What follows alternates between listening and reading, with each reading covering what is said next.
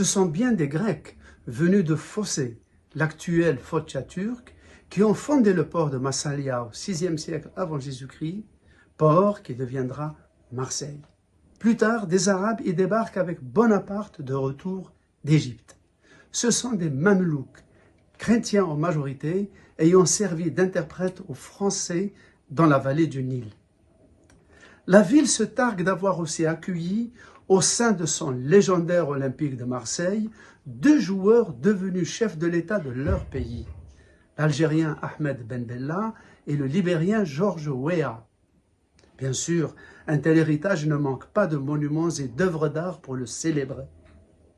Ainsi, le voyageur qui descend l'escalier de la gare Saint-Charles peut admirer les statues de 2 femmes assises chacune à la proue d'un navire. La Marseille colonie grecque d'un côté, la Marseille porte de l'Orient de l'autre.